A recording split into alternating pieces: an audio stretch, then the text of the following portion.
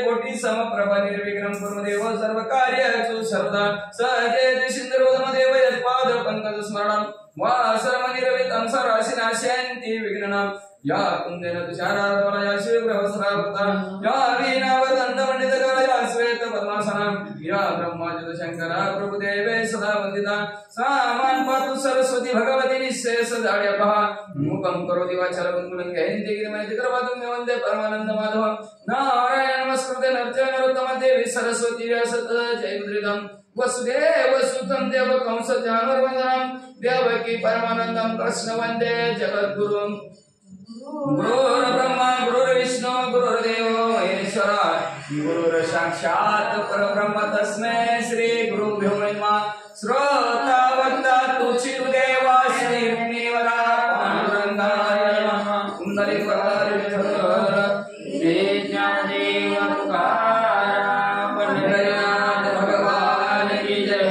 श्री नवनाथ महाराज की जय अवधूत चिंतन श्री गुरुदेव वासुदेव हरि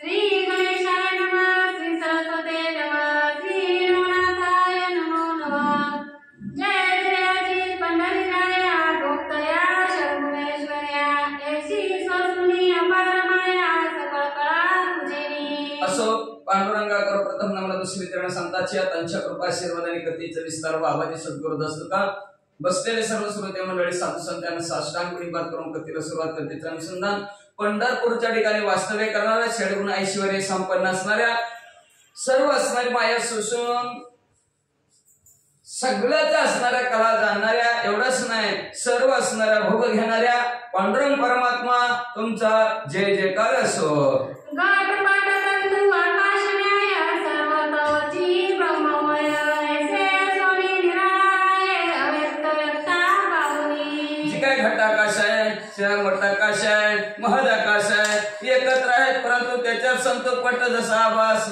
जसं वस्त्रामध्ये कापडाचा आभास असावा तशा प्रकारचा आभास असून तुम्ही भगवंत निराळच आहोत अव्यक्त आहोत व्यक्ताच्या पलीकडचा आहोत निर्गुण निराकार आहोत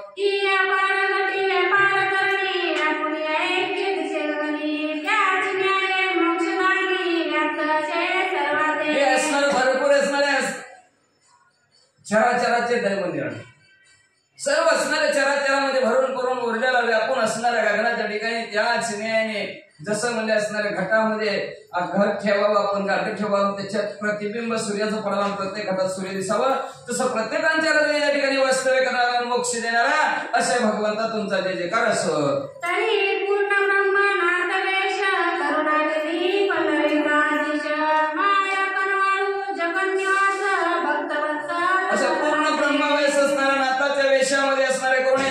पंढरपूरचा असणारा अधिपती असणारा पांडुरंग परमात्मा कनवाळ असणारा जगताचा असणारा पालन पोषण करणारा भक्तावर प्रेम करणारा पांडुरंग परमात्मा असं पंढरपूरच्या ठिकाणी वास्तव्य करतात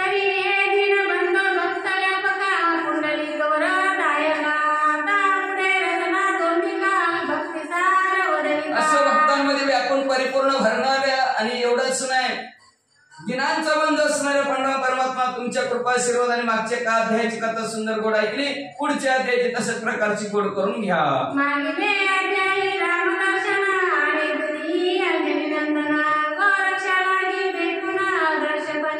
असं मागच्या अध्यायाच्या प्रभू रामचंद्र आणि हनुमंतरायाचं दर्शन गोरक्षनाथाला झालं आणि प्रभू रामचंद्र हे आणि हनुमंतराय हे तिथून गुप्त झाले तिथपर्यंत कथा ऐकली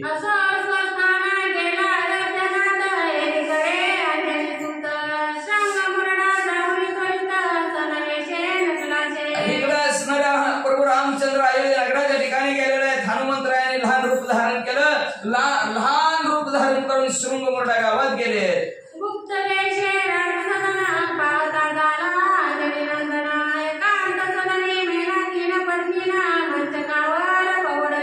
असणाऱ्या खूपची ज्या मंचेगाव ज्या रूम मध्ये मैनाकिनी झोपलेली होती त्या असणाऱ्या मैनाकिनीच्या असणाऱ्या खोलीमध्ये गेले आणि लहान झालेले हनुमंतराय काय म्हणू लागले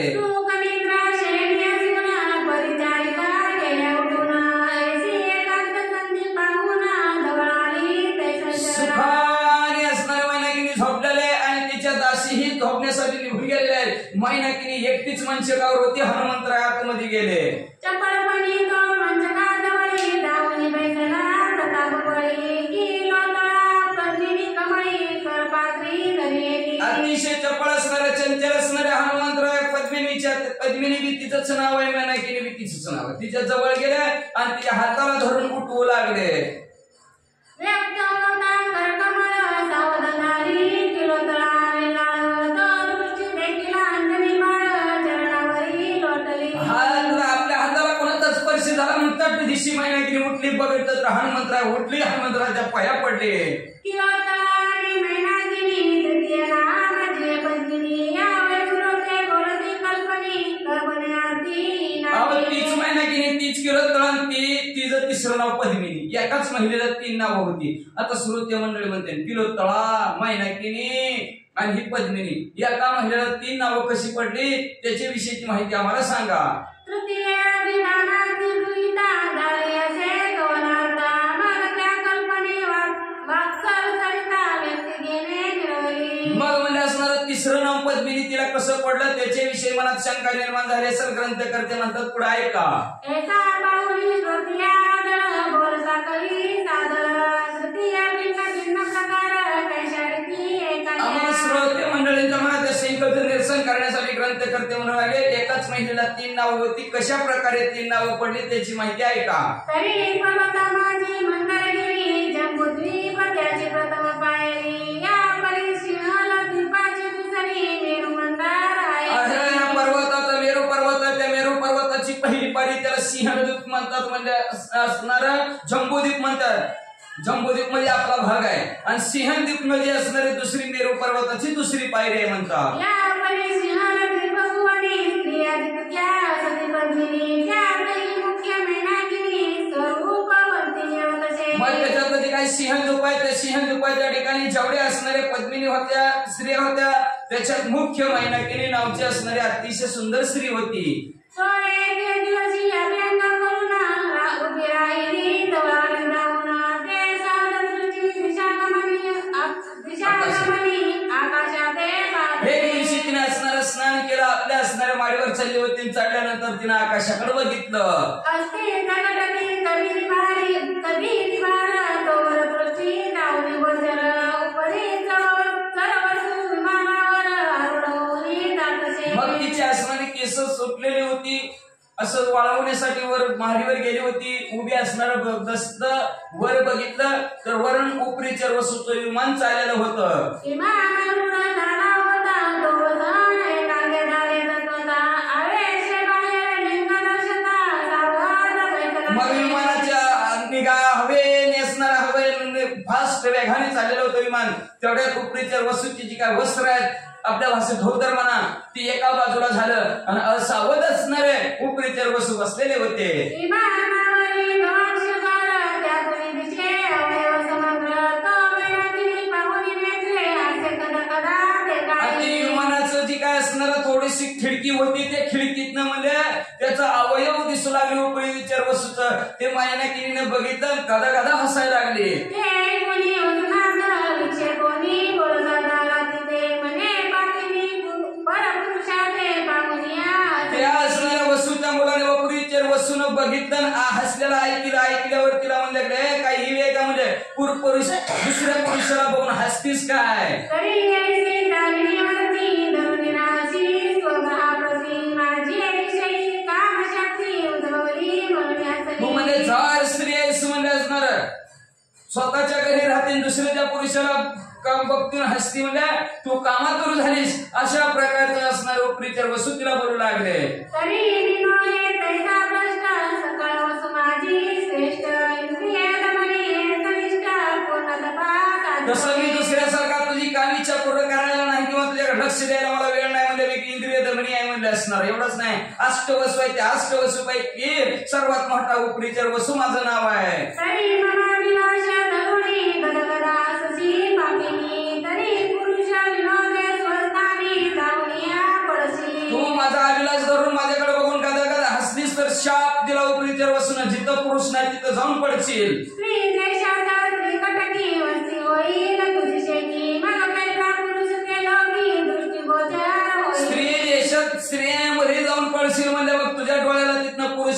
दिसणार म्हणले आणि पुन्हा कसं हसशील म्हणले. अरे आता हसू वाटलं तुला, पण जाऊन म्हणले तिकडं स्त्री राज्यात.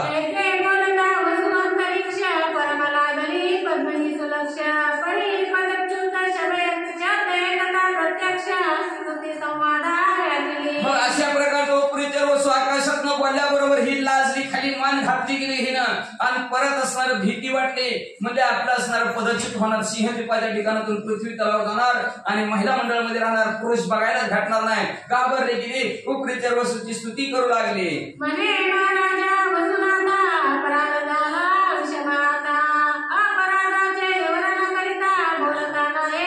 महाराज तुमच्या पाया पडे, तुम्हाला हात जोडते, माझ्याकडून भला मोठा अपराध झालाय, मला क्षमा करा. किती अपराध झालाय बोलताच येत नाही, एवढी माझ्याकडून मोठी चूक झाली.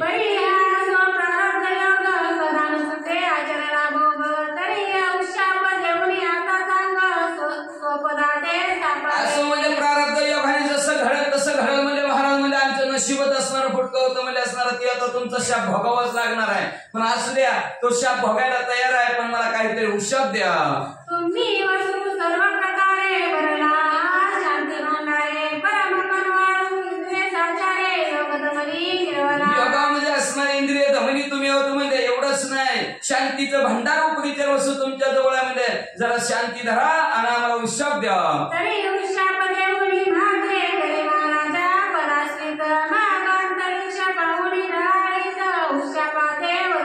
अशा प्रकारचं पद्मिनीचं असणार बोलणं ऐकलं श्री मग म्हणजे असणार उशाप द्यायला सुरुवात केली. कळवळा आला तिला उपरीचर वसूला तिचा आणि कळवळा आला आणि कळवळ्याने काय उशाप देऊ लागले ऐका.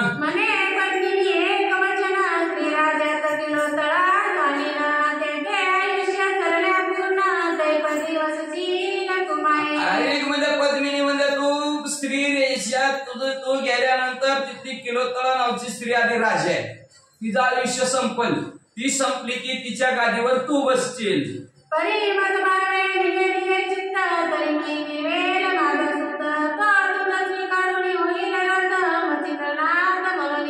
मग असणार तुझा असणार चित्ताच्या ठिकाणी जी काय भाव आज निर्माण झाला तो भाव पूर्ण करण्यासाठी माझाच मुलगा मच्छिंद्रनाथाच्या नावाने तुझ्या जवळ येईल, तुझी इच्छा पूर्ण करेल.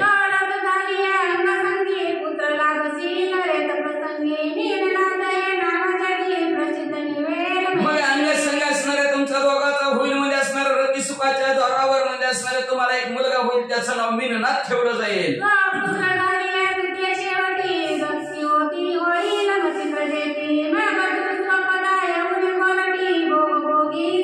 मग असणारा तुम्हाला पुत्र झाल्यानंतर दोघांची ताटातूट होईल, मच्छिंद्रनाथाची तुझी ताटातूट होईल आणि मग तू म्हणजे स्वर्गाच्या ठिकाणी पहिलं जिथं स्वर्गात होती तिथं येशील.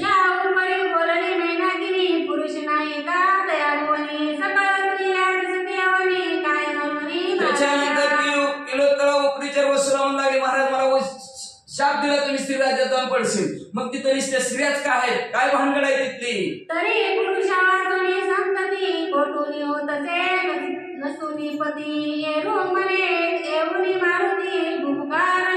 तिथं म्हणजे असणाऱ्या पुरुषा वाचून माणसा वाचून संतती कशी होती म्हणजे कसं असणार, स्त्रिया गर्भवती होत्यात म्हणजे असणार. उपरीचर वस्तू सांगू लागले तिथं हनुमंतराय येतात, भुबुकार टाकतात, गरज महिला राहतात.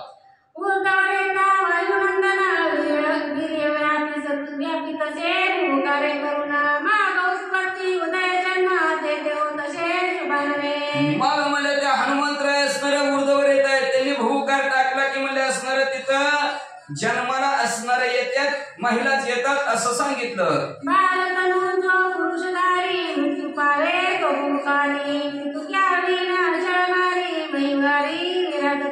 मग असणाऱ्या हनुमंतराने भुबुकार टाकला की पुरुषाचा गर्भ असला की ते पतन होतं म्हणून त्या गावात निष्ठा सर्व स्त्रिया स्त्री आहे.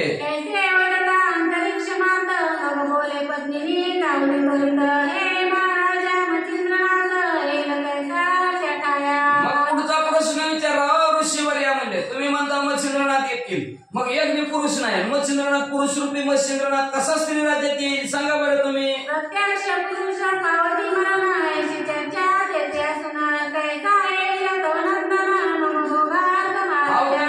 त्या गावात पुरुष गेला की मरतोय, माझा भोग घेण्यासाठी मच्छिंद्रनाथ तुमचा मुलगा कसा येईल सांगा.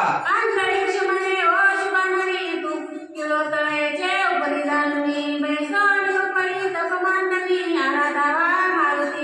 मग तुम्ही काय करा, ज्यावेळेस तुम्ही असणाऱ्या त्या किलोतळ्याच्या जागेवर सिंहासनावर असतील त्यावेळेस तप करायचं. तप केल्यानंतर हनुमंतराय तुम्हाला प्रसन्न होतील. प्रसन्न झाली मुक्त करील त्या भयापासून बरी तुझं सांगतो ती पुन्हा चिंता माझी रक्षावी. मग हनुमंतराय प्रसन्न झाले की तू ते असणारं मागून घ्यायचं मच्छिंद्रनाथाला पाठवा म्हणून, मनुष्य पाठवा म्हणून. मग त्या हनुमंतराय तुझं तप पूर्ण झाल्यानंतर तुला प्रसन्न होऊन तुझ्यासाठी ते माणूस पाठवतील. ही फुलगाठ मी सांगितलेलं लक्षात धर म्हणले. प्रसन्न होईल जेव्हा मारुती मागणे करीजे अंग संगती मग तो संकटी पडून इच्छिती मच्छिंद्राते आलील.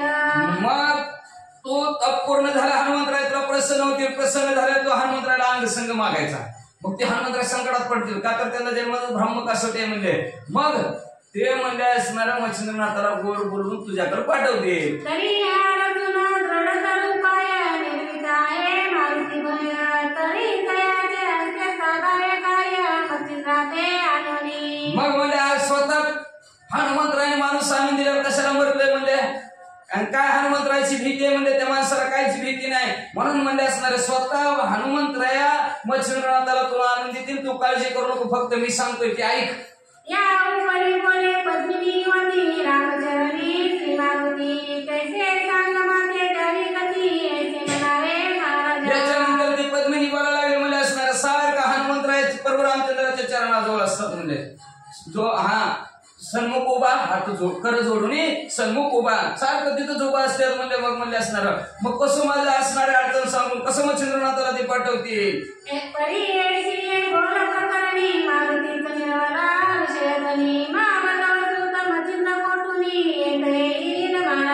मग अशा प्रकारचं बोल बोलायला लागले म्हणजे हनुमंतराय प्रभू रामचंद्राच्या चरणाशी लीन असतात. सारखं श्रीराम जय राम जय जय रामच म्हणतात म्हणजे. मग ते मच्छिंद्रनाथाला कुठं आणतील, कसं माझ्यापर्यंत पोहोचतील म्हणजे काहीतरीच बोलायला लागला होतं मी असं ती पद्मिनी म्हणायला लागली.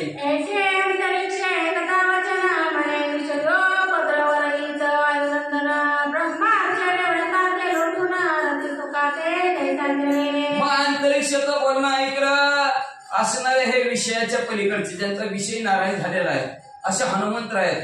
जन्मतच ब्रह्म कासोटे आहे, ब्रह्मचर्याचं व्रत आहे ते असणारं संपून रती सुखाचा उपभोग कसं घेतील.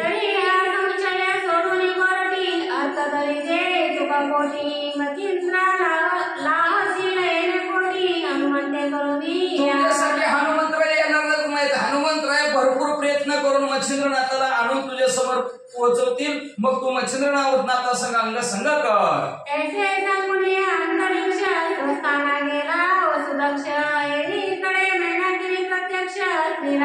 अशा प्रकारचं अंतरिक्ष वसुपुरीच्या वसून सांगितलं. त्यांचं विमान पुढे सरकलं गेलं. आता ही पद्मिनीचं काय झालं ऐका.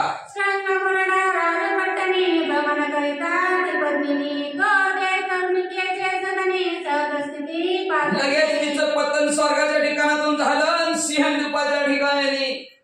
सिंहद्वीपाच्या ठिकाणाहून पृथ्वी तलावर आली तर आली स्त्री राज्यात पडली. शृंगमुरडा नावचं गाव होतं. त्या गावात येऊन असणारी फिरायला लागली. फिरता मग म्हणजे असणारी ती तिथे असणारे एका चांभाराचं घर होतं. त्या चांभाराच्या घरी गेली.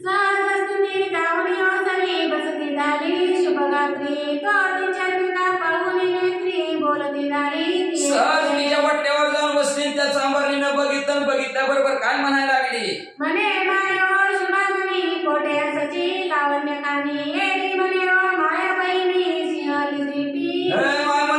कुठल्या म्हणजे इतकी बुरी गोमटीन कुठनं आली, कस काय, कुठल्या गावचे ती म्हणले काय नाही सिंहद्वीपावरून आले.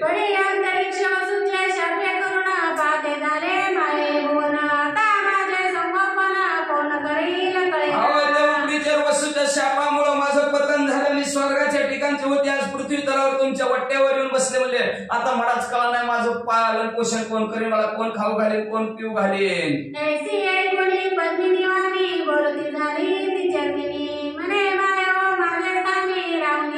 मग तेवढ्यात ते असणारी चांभारी म्हणायला लागली त्या पत्नीला, कशाला दुसऱ्याची घालेल, कोण पालन पोषण करेल, कोण खाऊ पिऊ घालेल, काळजी करू नको, माझ्याच घरी राहा म्हणजे. हितच खान हितच बस.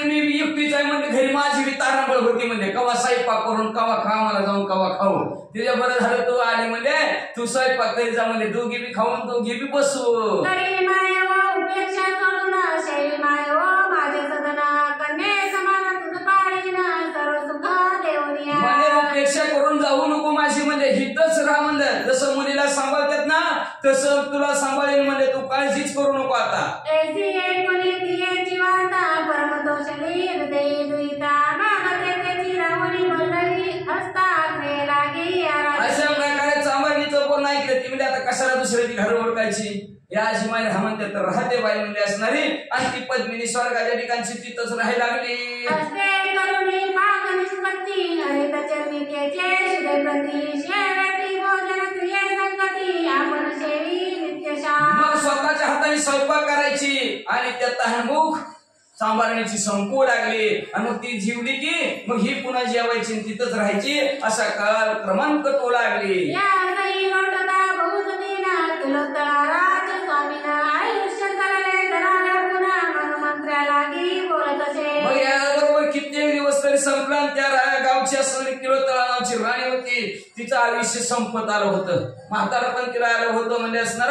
मग तिनं मंत्र्याला बोलिवलं, म्हणे आयुष्य चालले निकट तरी कोणास हो देवा राज्यपद. मंत्री म्हणे मारिका चौकट गदशुंडी विराज. म्हणजे आता माझे आयुष्य संपत आलं म्हणजे असणार, मला काय आता राज्यकारभार चालवणं होई नाही म्हणजे असणार. बघा कोणाला द्यायचा. मंत्री मला हत्ती आणू, हत्तीच्या सोन्यात माळ घालू, हत्ती ज्याला माळ घालीन ते गावचा राजा.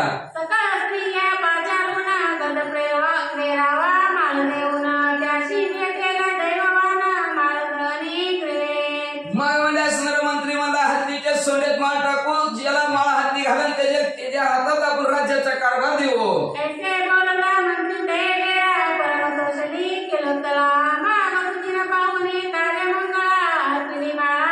अशा प्रकारचं मंत्री म्हणल्याबरोबर किलोत्तळाला बरं वाटलं. किलोत्तळाने लगेच असणारा मुहूर्त पाहायला गेला. हत्ती सजवला, हत्तीच्या गळ्यात तो असणाऱ्या सोन्यात माळ टाकली. सभाग्र स्त्रियांची सभा करून मग तो प्रेरीला माळ देऊन ते प्रांती मेहनतीने पाहून माळ ग्रहे तोपिनी. मग सर्व स्त्रियांना आपापल्या घराच्या बाहेर उभायला सांगितलं. सगळ्या जमवल्या, एका जागेवर स्त्रिया केल्या, लाईन उभा केल्या. किलोत्तळेनं एक सुंदर असणारी फुलाची माळ आणि हत्तीच्या सोन्यात ठेवली. या उपरांती गोगिता राणी व आचरली पूर्वोक्त तपपर्व वाश केला मनोभावे रामदूत तिने. मग या असणारा ती असणाऱ्या राज्याचा राज्यकारभार असणारी ती जी काय असणारी पद्मिनी होती, नेमकं तिच्या म्हातारीच्या घरापुढे आले की तिच्या गळ्यातच माळ हत्तीनं घातली. ती असणारी गावची राणी राजा झाली. झाल्याबरोबर मग तिने कित्येक दिवस राज्यकारभार केला. उपरीतीला बसून सांगितलं होतं तप कर. मग ती तपाला बसली. हनुमंतराय तिला प्रसन्न झाले. वाश झाला गणिनंदना हे पूर्वी चलिले कथना वाळू सुते मचिंद्रा कराना पूर्वी प्रकरण निवेदन. मग असणारे हनुमंतराय प्रसन्न झाले. तिला आशीर्वाद दिला. तिच्यासाठी मशिननाथाला पाठवलं. ही महाग आपण कथा ऐकली. तिसऱ्या अध्यायात तिने कसं तप केलं होतं, आपल्या अंगाचं मांस टाकत होती आणि तेवढं तप हनुमंतराय प्रसन्न झाले होते. मग तिच्यासाठी हनुमंतरायने मच्छिंद्रनाथाला पाठवलं. ही महागच कथा ऐकली. तरी असो ऐसे कथना सिंहल द्वीपी मैनाकिनी नाम माता पितरांच्या आवडी करून नाम ऐसे विराजले. असो अशा प्रकारचं कथानक काय सिंहद्वीप याच्या ठिकाणी होते. तिचं नाव पद्मिनी होतं. तिथं असणारं आई वडिलांनी नाव मैनाकिनी आवडीनं ठेवलेलं होतं. असं तिला एकाच महिलेला 3 नावं होती. या उपरी सिंहल द्वीपीची दारा म्हणून सर्वांच्या वागुतरा पद्मिनी नाम सर्वोपचारा भोगावती आणि कंटका. सिंहद्वीपाच्या ठिकाणी राहत होती म्हणून तिला पद्मिनी नाव सगळी जर म्हणत होती. म्हणून तिचं पद्मिनी नाव होतं, किलोत्तळा नाव होतं, मैनाकिनी नाव होतं. किलोत्तळेचे पावरी आसन म्हणून किलोत्तळा ऐसे नाम सगुप्त रूपे वायुनंदने सावध केली किलोत्तळा. असं म्हणजे आई वडिलांनी पाळण्यात घालून तिचं नाव मैनाकिनी ठेवलं. सिंहद्वीपाची होती म्हणून तिचं नाव पद्मिनी राहिलं. आणि किलोत्तळेच्या गादीवर बसले म्हणून तिला किलोत्तळा नाव ठेवलं. अशी 3 नावं ठेवली होती. आणि अशी ही 3 नावं आपण एकाच महिलेची ऐकली. आणि त्या किलोत्तळेला हनुमंतरायाने सावध केलं, उठवलं झोपीतून.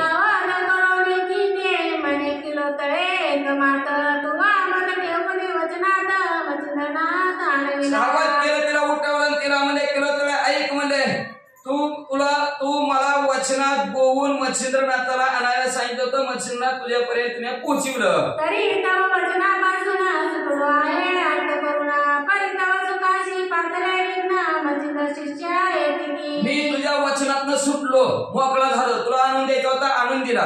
पण आता तुझ्या सुखाच्या संसारामध्ये भलं मोठं विघ्न आलंय. ते विघ्न म्हणजे मच्छिंद्रनाथाचा शिष्य तुझ्याकडे येऊ लागलाय. तो मच्छिंद्र मुनी प्रज्ञावंत प्रतापवंत नामी मिळवला गोरक्षनाथ तो अजिंक्याचे दयाचे सामर्थ्य वर्णविना वाचेसी. अरे म्हणजे त्या मच्छिंद्रनाथापेक्षा त्यांचा शिष्य शूरवीर पराक्रमी आहे. त्याचं नाव गोरक्षनाथ आहे म्हणले. आणि तो अजिंक्य आहे. भरपूर शूरवीर पराक्रमी सामर्थ्याचं वर्णनच ह्या वाचिनी करता येत नाही. या तुझ्यासाठी यज्ञ केला श्रीराम मध्यस्थ घातला परियव मानुनी उपयंताला मच्छिंद्राने हो म्हणत. आणि तुझ्यासाठी प्रभू रामचंद्राला बोलवलं, प्रभू रामचंद्राला मध्यस्थी करायला लावलं. पण त्या गोरक्षनाथाने मच्छिंद्र असणाऱ्या हनुमंतराय म्हणतात माझंही ऐकलं नाही, प्रभू रामचंद्राचं पण ऐकलं नाही. मच्छिंद्रनाथाला घेऊन जातोच म्हणतोय. तरी तो आता येते त्याशी सज्ज करून येते तिथे गोमुनी घ्यावा कोणी ताते सुख संपत्ती लावली. मग ते आता येणार हिथं म्हणजे आल्यानंतर मग म्हणले तुझ्या आवडीनं तुझ्या प्रयत्नानं गोरक्षनाथाला हिथं ठेवून घ्यायचं. ही तुझे तू कसा प्रयत्न करायचा तसा कर. परी तो नव्हे मच्छिंद्रा समान विषयी विरक्त तपोधन कैसा राहिला नवलविधान सर्वपरी विरक्त तो. पण तो मच्छिंद्रनाथासारखा नाही. कडकडीत वैराग्य धान विरक्त आहे म्हणले. ती त्याच्या रक्तातच वैराग्य भरलेला आहे म्हणजे असणार. रक्तात वैराग्य भरलेला आहे म्हणजे तो म्हणजे असणार संपत्ती संतती ह्याच्यात गुंडाळणारा आणि विषयात गुंडाळणारा नाही. मच्छिंद्रनाथासारखा नव बाई असं सांगू लागले. सर्व परिवारच्या गौरव द्रव्य गौरव आसन गौरव वसन गौरव भोजनादी नाना वैभवे गौरवनी गोवा. तर ऐक म्हणले सुंदर गोड गोड बोल. त्याच्यानंतर भरपूर दंडवलत देते मन. त्याच्यानंतर बसायला सिंहासन देते मन. त्याच्यानंतर सुंदर स्वच्छ रोज नवीन भरजरी कपडे तुला घालायला देते मन. नाना प्रकारचं भोजन, नाना प्रकारचे षड्रस अन्न, नाना प्रकारचं वैभव भोगायला देते मन. एवढ्यात त्याला गुंतवून टाक बघ.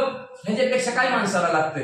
एवढं मिळलं की बास की एवढाच गुंतवून टाक. हनुमंतरायाने त्या महिना किल्ला सांगितलं. जैसा जतन करी पावक संग्रही जे गौरवी राग की चिंती नष्टने रचने मानिक होत आहे शुभाननी. जसं म्हणजे असणारा जतन केलेला अग्नी हळूहळू असणारा शांत होऊन त्याची राख व्हावी किंवा असणारा शिंद्यात गुंडाळून ठेवलेला रत्न जसं तसं राहावा तसं तुझ्या असणाऱ्या एवढ्या कौशल्याने एवढ्या गौरवाने त्या गोरक्षनाथाला इथं गुंतवून टाक.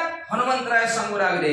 तैसा भूमीला गौरव करून तुष्ट करावे तयाचे मन शेषांकुनी वायुनंदना गमन करिता पैदा. तशा प्रकारचे अनेक प्रकारचे गौरव आहेत. त्या गौरवात गुंतून गोरक्षनाथाला ठेवून टाक, आनंदित कर. आणि अशा प्रकारचं हनुमंतरायांनी सांगितलं.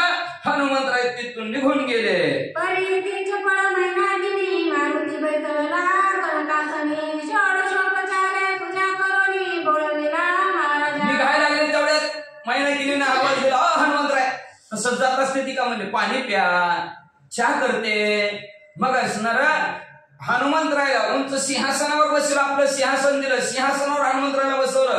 हनुमंतरायची सोडपचार्या पूजा केली, सन्मान केला. आणि मग म्हणजे आता जावा.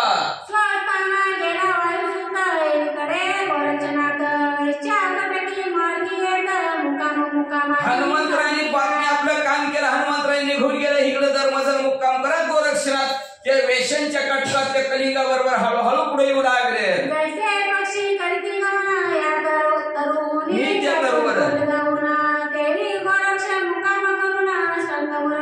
जसं पक्षी हा झाडावरून त्या झाडावर असणार उड्या मारत जावं तशा प्रकारे मजल करत गोरक्षनाथ शृंगमुरडा गावात पोहोचले.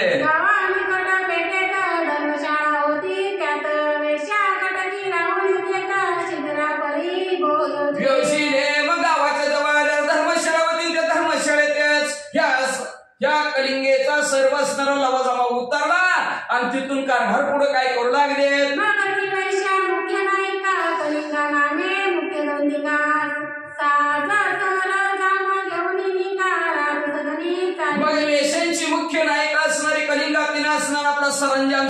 अंगावर घातला गेला.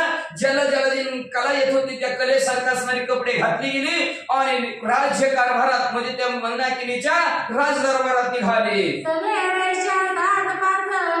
रूपवंत गुणवंत ऐसे कटकी करून संच राजांगणी मिळवली. सर्व असणाऱ्या नाचकाम करणाऱ्या स्त्रिया भरजरी कपडे घातलेल्या सुंदर नटलेल्या तशा 5-6 जणीला बरोबर घेतला आणि मैनाकिनीच्या महालामध्ये निघालेल्या आहेत. राजगाडी उभी राहून पाठविले वर्तमान लक्ष्मी आता जाऊन वैशा कटकी सांगितले. राजाच्या दरवाजासमोर जाऊन उभारणे असणारे कलिंगा तिने सांगितलं राजाला सांगा तुमचं मनोरंजन करण्यासाठी स्त्री आलेल्या आहेत. लगेच तो दूध गेला सांगितलं राजन तुमचे मनोरंजन करण्यासाठी स्त्री आलेल्या आहेत. हे महाराजा राजगाडी कलावती कलाकुसरी रूपवंती गुणगंभीरी भेटी रागी पातळी. हो महाराज आपल्या दरवाजाजवळ म्हणजे रूपवान गुणवान अतिशय सुंदर देखणे तुमचं मनोरंजन करण्यासाठी आलेले आहेत. दूतांनी राजाला सांगितलं. तरी प्रमाणे बंधुचे एकता तिलोत्तरामात म्हणे घेऊन या सभास्थानात मध्ये समारंभेशी. मग तुमच्या आज्ञेप्रमाणे तुम्ही जर त्याला आतमध्ये या म्हणजे तर आतमध्ये सोडतो तिथून हाकलून लावायचं असलं तर हाकलून लावतो असं दूत म्हणला. त्यावेळेस तिलोत्तरामध्ये त्यांच्या सगळे जेवण त्याबरोबर सगळी जण माणसं आहेत ना सगळ्या सहित आपल्या महालामध्ये घेऊन या. सेवेची पातळी पार्वती घेऊन कलिंगा कलावती सभास्थानी पातळी. मग सर्व आपल्या असणाऱ्या कलावंताला बरोबर घेतलं गेलं कलिंगाने आणि ज्या ठिकाणी सभा भरलेली होती मैनाकिनीची त्या सभेत आले.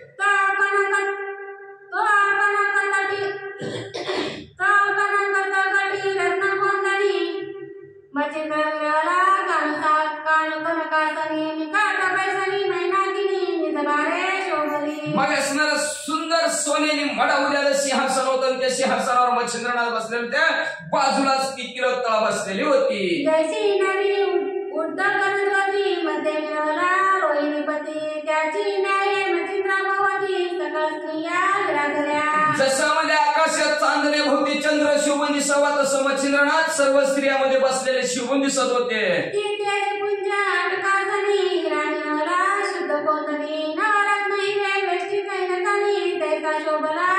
जसं म्हणजे असणारं अतिशय पिवळं धमक सोनं असावं त्या सोन्याच्या अंगठीत हिरा बसवावा किंवा म्हणजे असणारं 9 रत्नामध्ये असणार हिरकणी बसवावी तशा प्रकारे मच्छिंद्रनाथ सर्व स्त्रियामध्ये शोभून दिसत होता.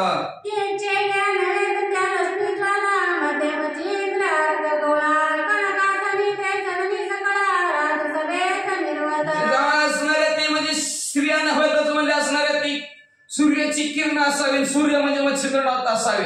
तशा प्रकारचं सूर्य आणि सूर्याचे किरण जशी शोभून दिसतात तसं मच्छिंद्रनाथ सूर्यासारखं त्या महिला भोवती शोभून दिसत होतं.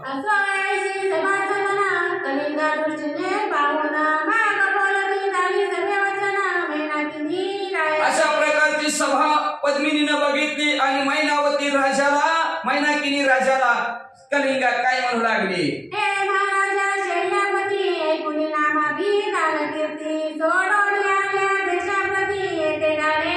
महाराज तुमचं लय नाव ऐकलं लय तुम्ही दान धर्म करता म्हणे लय असणारे पराक्रमी शूर आहेत दानशूर आहेत. तुमचं नाव ऐकून आमचा देश सोडून तुमच्या देशाला तुमचं मनोरंजन करण्यासाठी आला.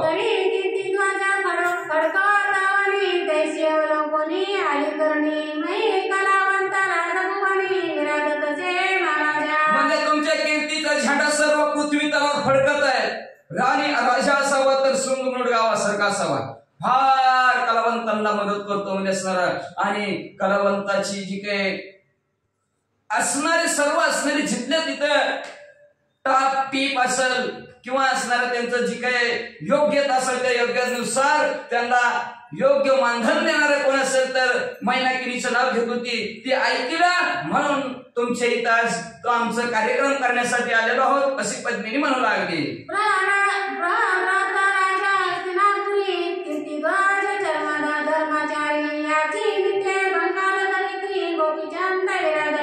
हस्तिनापुराच्या ठिकाणी धर्माचार्याने राहणारा कीर्तीचा ध्वज फडकला तो भद्रराजाचा. बंगालच्या धरित्रीवर ज्याचा झेंडा पडला तो गोपीचंद राजा.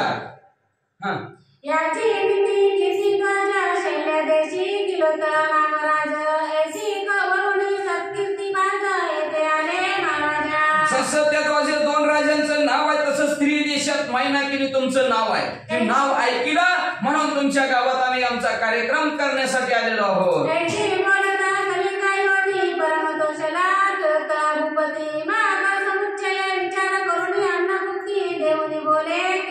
अशा प्रकारचे कलिंगा बोलल्याबरोबर आनंद वाटला, किलो तळेला त्या मैनाकिनीला आनंद वाटला. आनंदाच्या भरात असणारे म्हणजे ह्यांची जेवणाची व्यवस्था करा म्हणले असते.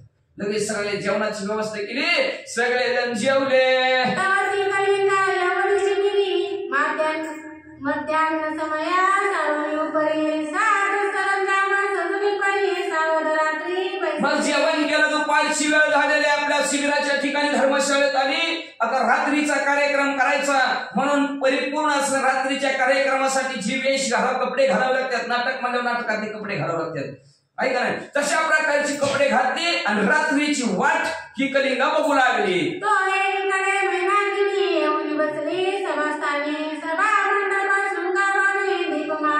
इकडे मैनाकिनी आपलं सभास्थान अतिशय रंगरंगटी करून टाकलं. जिथं तिथं असणाऱ्या माळा, लाईटीच्या माळा खेळून टाकल्या, म्हणजे अनेक असणाऱ्या समया लावल्या, दिवे लावले.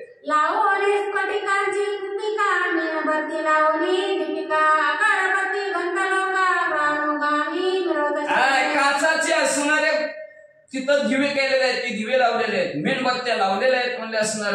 एवढंच नाही, अगरबत्ती सुद्धा लावली गेली. सुगंधित वातावरण सभेमध्ये करून टाकलं तिनं.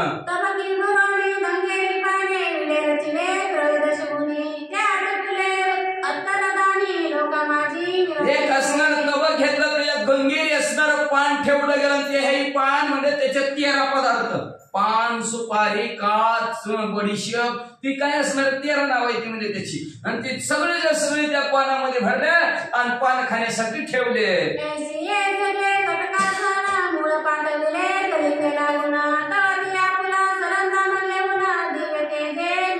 पानाची विडे अशा प्रकारचे ठेवलेले आहेत. आणि अशा सभेमध्ये आपल्या सैन्य सभेत मैनाकिनी बसलेले आणि बसल्याबरोबर तिनं सांगितलं, जावा त्या कलिंगेला बोलून घेऊन या.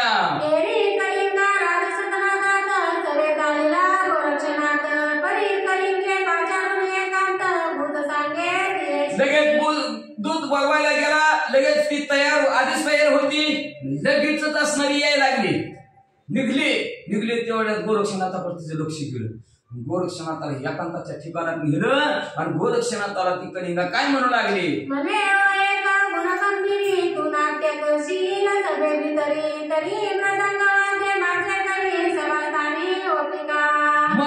एकांताच्या ठिकाणी गोरक्षनाथाने कलिंगेला नेलं. चालला थांबा जरा मध्ये असणार. नेलं तिला म्हणजे आता तुम्ही सभेच्या ठिकाणी नाटक दाखवणार, तुमची कला दाखवणार, तुमचं असणार नृत्य तिथे करणार, त्यावेळेस गायन तुम्हीच करा किंवा गायन माझ्याकडे द्या. आणि जी काय असणार मृदंग वाजवायचंय ते मृदंग माझ्याकडे वाजवाय द्या, असं गोरक्षनाथ म्हणू लागले.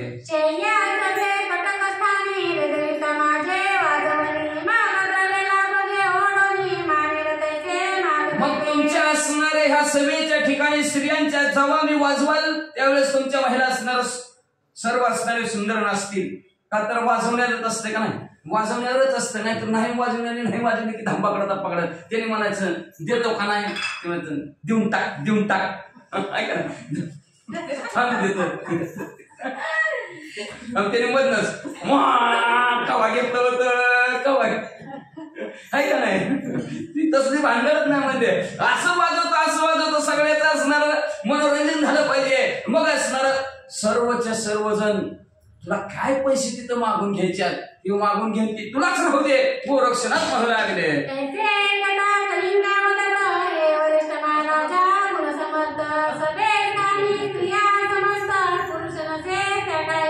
मग म्हणजे कलिंगामध्ये परत देता तुमच्याकडून मृदंग वाजवता म्हणता चांगला कार्यक्रम होईल म्हणजे. मग तेव्हा ती बक्षीस देत बक्षीस घ्या, काय घ्यायचं ती म्हणजे गोरक्षनाथ म्हणजे बक्षीस घेऊ आम्ही. काय स्वाटते काय नव्या नोटा आणते त्यांनी तांडाच त्याचा म्हणजे असणार ती घेऊ म्हणजे आम्ही.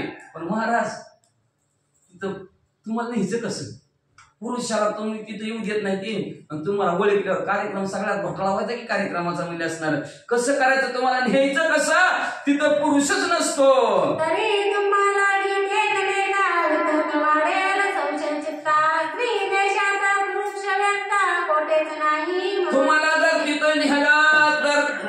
अनेक तर्क वितर्क लोक काढतील म्हणजे काय म्हणतील अयो ह्यांच्या संग पुरुष स्त्रीराजात पुरुष कसं काय आला हनुमंतराय कुठे गेलते ही कोण आहे नेमकं असं असणार प्रत्येकाच्या चित्ताच्या ठिकाणी संशयाचं काहूर मानलं जाईल म्हणजे मग असणार स्त्री राजात पुरुष कसं काय आला कुणी आणला कुठंच नाही हित कस काय मग कसा घोटाळा व्हायचा ऐसे कोणी तपोधर्मा म्हणे केव्हा सुमत्यो मी अंगणा रेषे येथे नटून रंग लुटावया मग असं तपांमध्ये श्रेष्ठ असणारे गोरक्षनाथ म्हणले तुम्हाला फक्त स्त्री पाहिजे ना बरं बरं बरं बरं म्हणजे बरोबर आता जातो आणि स्त्री वेशात नटून येतो असं गोरक्षनाथ म्हणले आणि लगेच असणाऱ्या एकांताच्या दुसऱ्या रूम मध्ये गोरक्षनाथ गेले कपडे बदलले माझी इच्छा होईल पूर्ण तू देई वेळ पारदना मागती कलिका वडीने अवश्य नादा म्हणे आता जातो आणि स्त्रीच्या वेशात येतो माझी बी इच्छा पूर्ण होईल आणि तुला भरपूर धन मिळालं म्हणले दोघांचं बी काम होतंय म्हणले गोरक्षनाथ म्हणले कलिंगा म्हणले बरं बरं बरं बरं बरं जा ओळी कंचुकी सारा परिधान गे उत्तम चिरा झटायुक्त करुणी भार भांग मुक्तानी बरेला लगेच असणार सुंदर असणारे स्त्रियेची साडी नेसलेले तशाच प्रकारची कुंचुकी अंगावर घातलेले म्हणजे असणार जटा सोडलेले आणि विनी घातील भांगत म्हणजे असणार सिंदूर भरला कुंकुम मिळाले नेत्र कविवरुणी चिरपदरा नाभिस्तानी कपाळावर बोल गरगरीत कुंकू लावलं काजळ डोळ्यामध्ये गोरक्षनाथाने घातलं आणि असं डोक्यावरून पदर घेऊन कमरेला भोसला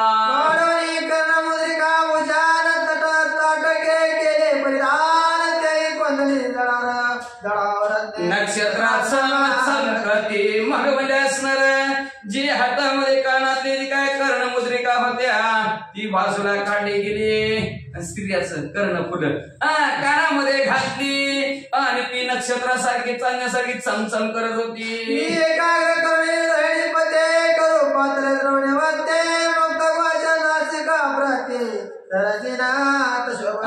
रोहिणीचा पती असणार चंद्र जणू काय ह्यांच्या असणाऱ्या कानाच्या ठिकाणी वस्ती केली की काय असं सुंदर त्या कर्णफुलासाठी टापच मध्ये वाटू लागलं त्याच्यानंतर नाका अतिशय सुंदर होतं त्या नाकावर म्हणजे सर्जी नथ घातली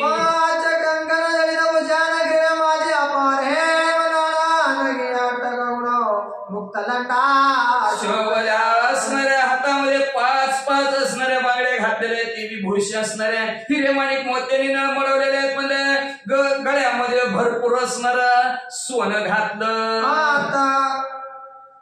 असो आता किती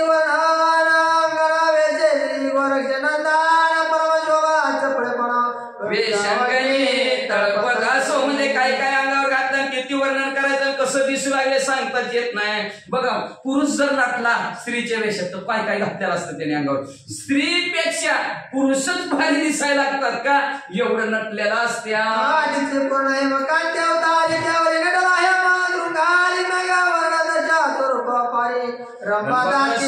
आधीच म्हणजे सोन्यासारखं पिवळं धमक त्याच्यावर असणार स्त्रीचा अलंकार घातलेलं सोन्यासारखं अतिश तेजस्वी रंभा उर्वशी तिलोत्तमा अप्सरा फिक्या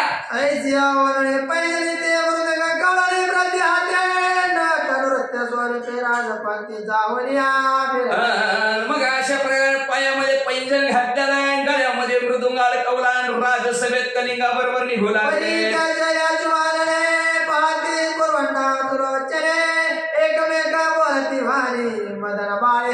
पण मग म्हणजे असणाऱ्या त्या कलिंगा बरोबरच्या सर्व स्त्रिया कुणाकडे बघायला गेल्या सगळ्या गोरक्षनाथाकडे बघू लागल्या म्हणजे पुरवंडा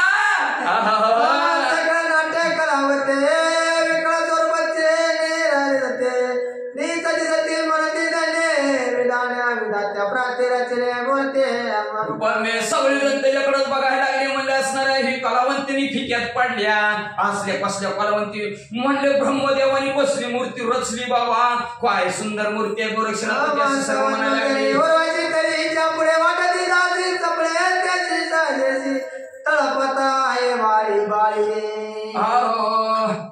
जणू म्हणले असणारे उर्वशी रामबा सुद्धा फिक्या त्या गोरक्षनाथाच्या दाशीच आहे तो म्हणले शिवपच असली एवढी सुंदर म्हणजे विजय सारखे गोरक्षनाथच्या स्त्रिया दिसू लागले. सगळे गोरक्षनाथाकडे लक्ष.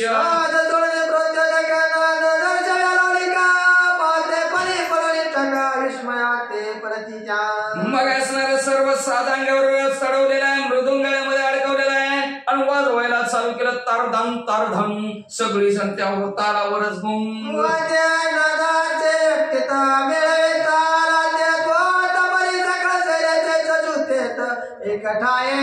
जवा वाजवायला चालू केला. हात टाकला पकवाजावर तवा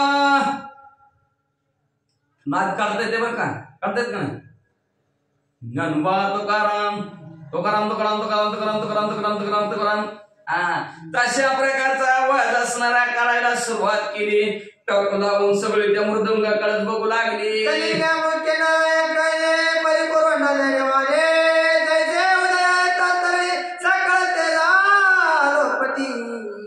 कलिंगा मुख्य नायिका होती, पण जेव्हा पुरवंडा सजून तिच्या समोर उभा राहिली ती सुद्धा फिकीच. सगळ्याला वाटू लागलं कलिंगा नव हीच मुख्य नायिका आहे काय की म्हणून सगळे तिच्याच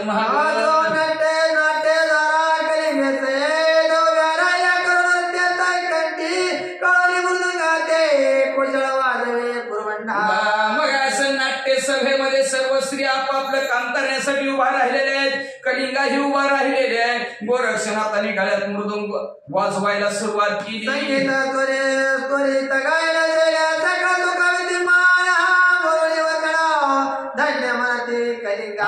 बसलेली सगळे जवा जवा जवा वाजवण्याचा आवाज आणि ह्यांनी धरलेला ताल बघणारी मान हलवू लागली. वा वा वा वा काय कलिंग आहे, काय माणसं सांभाळले, काय गायन आहे, काय वाजवणं आहे.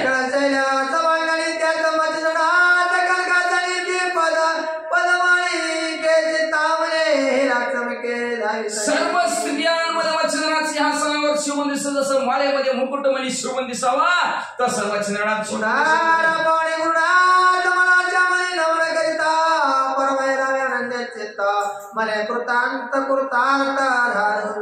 जेव्हा पुढं गोरक्षनाथाने वचंद्रनाथाला सिंहासनावर बघितलं मनातल्या मनात गोरक्षनाथाने साष्टांग दंडवट. लक्षात ठेवा सर्वात श्रेष्ठ पूजा असेल तर मनोमय पूजा असते बरं का. मनानेच पंढरपूरला जावा. आता आता बसलेल्या ठिकाणी जावा. बसलो इष्टेत उतरलो चंद्रभागेच्या तीरावर आंघोळ केली प्रदक्षिणा घातली आणि पांडुरंगाचं दर्शन घेतलं. मनातल्या मनात तरी झालं ते दर्शन झालं तुमचं भेटलं पांडुरंगाला असं नाही गेलं तरी चालतं. पण मनातल्या मनात जरी ठरवलं तरी ते परिपूर्ण होते. पण मनाने ठरवायला पाहिजे ना. आपलं मनच ठरवित नाही नव्हता पाहिजे आवाजायचं. मनाने जरी म्हणलं नसतं असं जरी हात घेतलं हात जोडला मनाने तरी वारी पोचलेल्याच पुण्य प्राप्त होतं. मनाने ठरवलं तरी.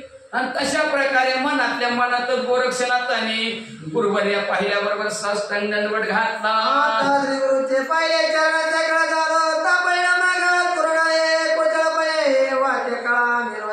आज कृता कार्यार्थ झालो. गुरुचे चरण पाहिले गेले. ज्या कामासाठी आलो होतो ते काम झालं. ताप संपला, दुःख संपलं, शोधाशोध संपली. अतिशय मग तर आवेश आला गोरक्षनाथाला आणि आवेशाच्या द्वारात फुटू दे तिकडे फोडला तर फोडला.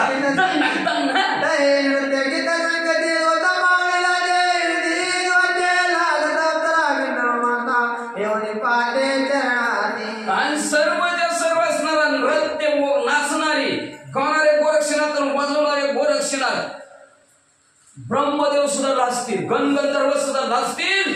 अशा प्रकारचं असणार त्यांचं नाचकाम बिन वाजवण. बघा वाजवणारे ताल धरला की नाचणारा वाचा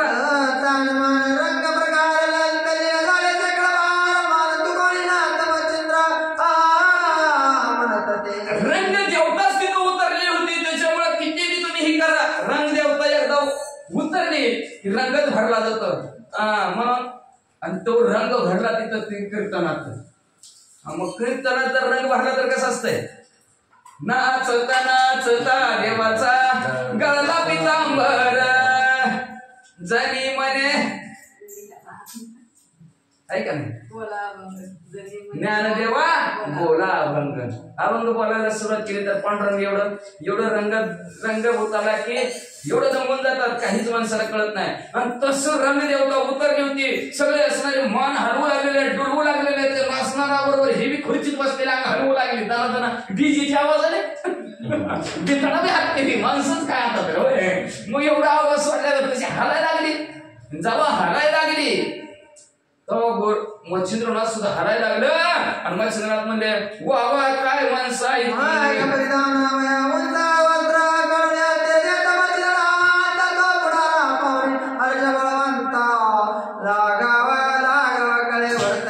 मग तर मच्छिंद्रनाथ आपल्या गळ्यातलं उपरणं हाय रे मग उपरणाचं असणारं टाकायला सुरुवात केलं. बक्षीस म्हणून अतिशय आनंद झाला. वाजवतच बशी होती मध्ये असणार भांडावरच राहिले नाहीत सगळे जण असणारे त्या वाजवण्यात आले, त्या गायनात आले, त्या नृत्यात तल्लीन झाले.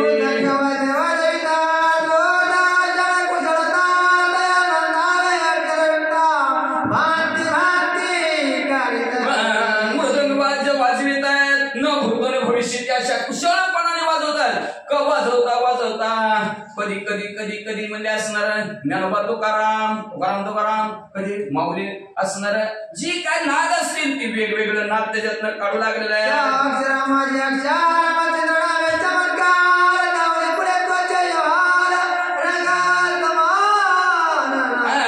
त्या असणाऱ्या पटवाजातून मृदंगातून आवाज काढायला सुरुवात केली. आपण कधी तर ऐका कोणी पकवाज वाजवला असलं तर बरोबर कसा आवाज काढते विठ्ठल विठ्ठल म्हणल्यावर पकवाज मधनं सुद्धा तसंच आवाज येतो. एखाद्याला रेल्वेचा आवाज काढ म्हणतो रेल्वे गेलेली सुद्धा आवाज काढतात माणसं. असं पकवाजात ना वेगवेगळे आवाज काढायला सुरुवात केली. जसं आवाज काढत तसं ते नाच काम करू लागले. पण आवाज काढताना पकवाजातनं मच्छिंदरच्या नावाने आवाज काढू लागले.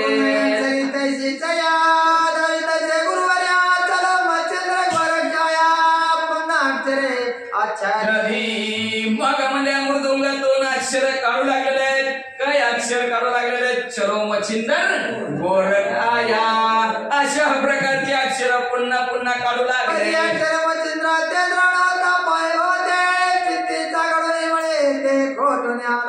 जवळती चलो मच्छिंदर गोरखाया अक्षर धाड दिशी कानावर मच्छिंद्रनाथाच्या आढळलं की इकडं तिकडं बघायला लागलं. कुठं आहे तू गोरक्षर?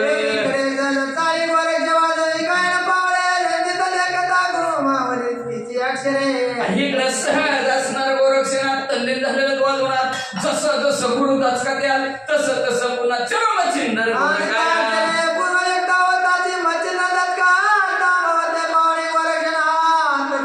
पुन्हा तीच अक्षर काढली की कानावर आदळली की दचकायचं कुठून आवाज आला. तिकडं तिकडं बघायचं कुठं आहे गोरक्षनाथ म्हणायचे.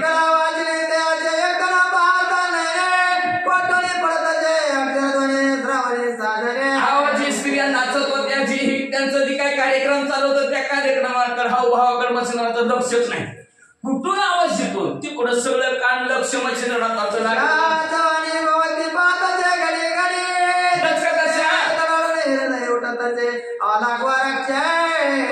येण्यासारखं इकडं तिकडं बघायला लागलं. सारखं दचकायचं. अंधार हृदयाची धडधड चालू झाली.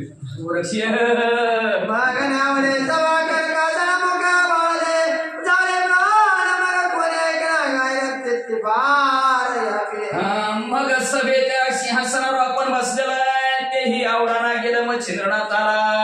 मग असणार चेहराच पडला मच्छिंद्रनाथाचा. खाली मान घातली मच्छिंद्रनाथाने. आणि सारखं त्या गायनाकडे कुठून आवाज येत त्याच्याकडे लक्ष चालू.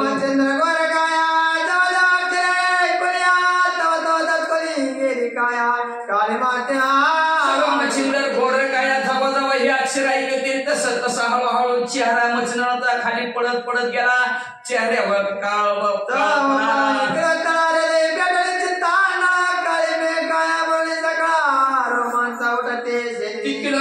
बघितले म्हणजे महाराज किती चांगलं वाजवते ती, किती चांगलं बोलते ती, किती चांगलं वाजते ती. तुम्हाला डुबली का लागली.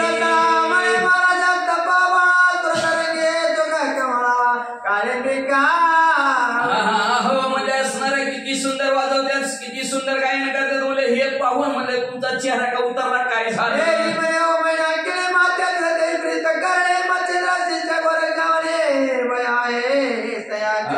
मग मला ऐक महिना की म्हणले आमचा शिष्य गोरक्षनाथ ह्या पृथ्वी तलावर आहे म्हणले. त्याच भीती वाटते बघ, दुसरं कोणाचं भ्याव वाटत नाही. तो परम पवित्र भक्त चुडामणी विद्यानाकडे इंद्रायण म्हणे महाप्रताप तपोखाने बैरागी तो असे भक्तांमध्ये तो श्रेष्ठ आहे. विषय त्याचा नारायण झालेला आहे, इंद्रिय दमनी आहे, शूरवीर पराक्रमी आहे म्हणजे तो, आणि कडकडीत वैराग्य धारण केलेला आहे. आगे तो इंद्रांत पटाईने माते तो जवाने मगत वरतीचे चुका आमिरे गोरक्षांगे मग तो म्हणजे असणार हित येईल आणि मला घेऊन जाईल. मग आपला तुझा सुखाचा संसार संपून जाईल.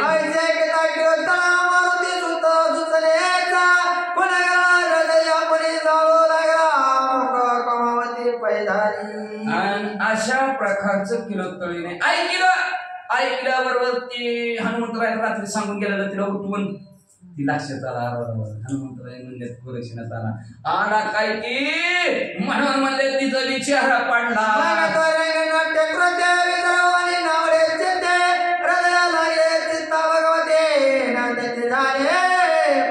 मग ते असणार नाट्य आणि रंग चाललेला रंग देवता उतरली तिथली.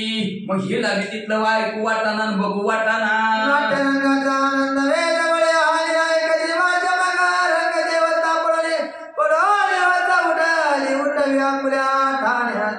मग मध्ये असणारे रंगदेवता तिथनं उठली आणि रंगदेवता संपली की मग किती आव्हाना संपलं. रंगदेवता पाहिजे असणारे रंगदेवता उतरली की विषय संपला. रंग आला पाहिजे, प्रत्येक रंग आला पाहिजे. कुठल्याही कामात म्हणतो रंग आहे तर ताल आहे, नाही तर काय नाही, ताल गई बाद विषय संपला. म्हणून जेव्हा ते असणार रंग उतरला ठेवा ठाणच तिनं रंगदेवतेनं तिथलं ओढून टाकलं. का ज्यांनी कार्यक्रम ठेवला त्यालाच दुःख झालं ना. मग रंगदेवता तिथं कशी उतरणार? मेन माणूसच नाही तर ते ज्याला आमंत्रित केलं त्याला मी वाटतंय बक्षीस देणारच नाही. ती किती ताल वाजला धांडाडांग उड्या मारू कोण खिशातच हात घाली नाही तर काय उपयोग आपला इतकं वाजवून. चला ती निघून चालली हळूहळू रंगदेवता उतरली.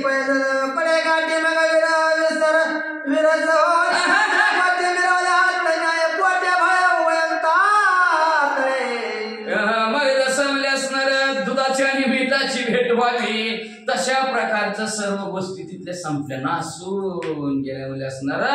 मग सगळ्यांच्या पोटात अंतःकरणात एकच बिहार आला गोरक्ष. परिती चतुर महिना केली गायन जोरावान गाणे तो मृत गवाले गाणे ध्वने चरो गुप्त गोरक्षाया. चतुर होती महिना केली. कुठनं आवाज येतो बघूच म्हणते. सगळ्या स्त्रियांमध्ये असे फिरायला लागले कान लावून. कुणाच्या मृदंगातून आवाज येतोय तो गोरक्षनाथाच्या मृदंगातून आवाज आला. चलो गोरक्ष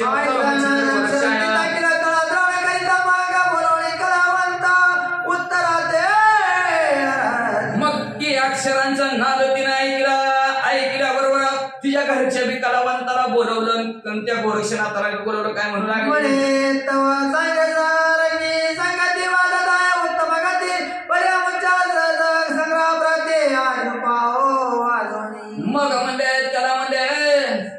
खाली ठेवून मृदंग म्हणले आमच्या गावचा घे म्हणले मृदंग कसला आहे ती आली तेव्हा तुझी वाजव बरं म्हणले.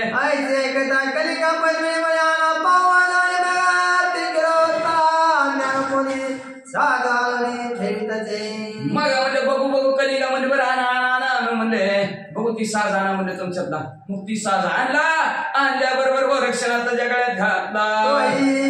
पुढे घेऊन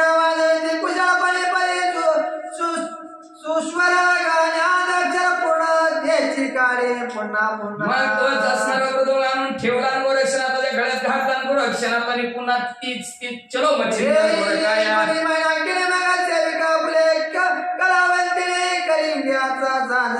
उभी केले.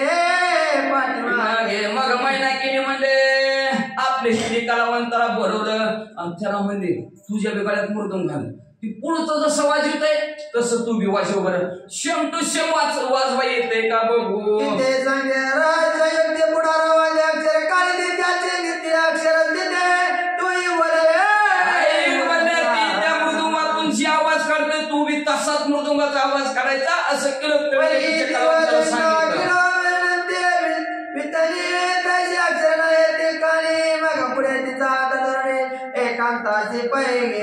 जेव्हा मागची उभारलेली पुढच्या सारखं तिला वाजवा येईनास येत असतं प्रत्येकाला सगळ्याला सारखंच वाजवा येत असतं तर कशाला राहिले असते. नामवंत कलावंत गुणवंत ज्ञानवंत राहिले असते का. अशा पदवी द्यायला राहिली असते का माणसं. राहिलीच नसती. मृदंगा छाडली पकवाज वाद राहिली असती का नाव राहिलीच नसती. मग मला असणार जसं पुढच्याला येतं तसं मागच्याला येईनाच. लगेच पुढच्याच्या हाताला धरलं मायना गेली ना दुसऱ्या रूम मध्ये नेलं. चालेला पाणी चरणी माता ठेवणी पुसे तिची वार्ता माया तू कोणाचा गाता सगळा संशय सोडवणी. लगेच एकांताच्या ठिकाणी किती राहिले काय बघा तुमची. मग तिला दुसऱ्या खोलीमध्ये नेलं गोरक्षनाथाच्या. लगेच पाया पडली आणि पाया पडून म्हणजे तुम्ही सांगा बरं खरं कोणा हो. गणेश मात्री सरस्वती मात्री नमाताय नमो नमाय. जरी गोष्ट देवीचे चोर होण तरी तुझा गुरुची आणाय. मातेमध्ये की प्रांजळ पण कोणाचे तो असशे. मनातला सगळा संशय सांग काढ कोण आहे ती सांग. गोरक्षनाथ गप्पच गप्प असल्यावरती लोक तुला गुरुच्या पायाची शपथ आहे. तू कोण आहेस कुणाचा आहेस लवकर सांग. बोलता वचन विचारी वरक्षण समय पूर्ण सुरक्षा बरं झालं म्हणजे बिगर उदाचं बुध बोललं. आपण आपली ओळख सांगायची अपेक्षा बरं का. कीर्ती मानवाची वर्णन नाही आणि आपण स्वतः आपण असं कुठे सांगू नये मी आहे म्हणून सांगू नये. बरं झालं विचारलं म्हणजे बरं झालं हिरेच विचारलं आणि आपल्याला ही योग्य वेळ आहे सांगायला तिला. टाकू सांगूनच विचार गोरक्षनाथांनी केला.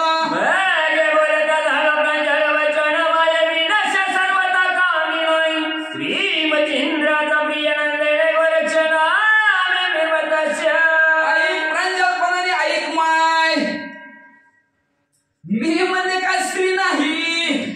मी गोरक्षनाथाचा प्रिय आवडता शिष्य आहे.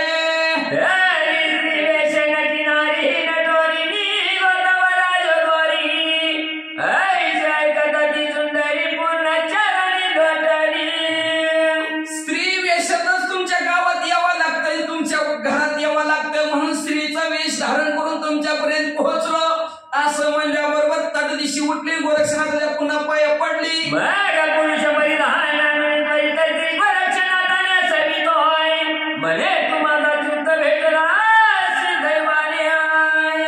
लगेच पुरुषाची कपडे आणली गोरक्षनाथाला घातली आणि गोरक्षनाथाला घातल्यावर काय म्हणायला लागले का बरं झालं रे नशिबाने थोरला पोरगा भेटला.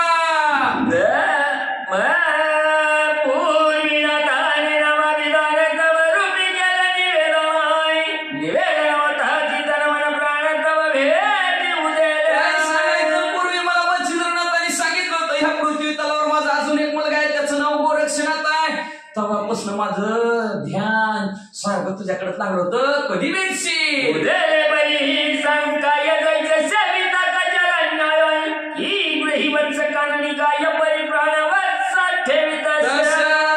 काय सांगायचं बाबा तुला म्हणलं असणारा जगाच्या न्यायाने. गाय रानात चरत असावी तिचं वासरू घरी असावं. गायीचं ध्यान जसं वासरावर असावं सारखं माझं ध्यान तुझ्याकडेच होतं.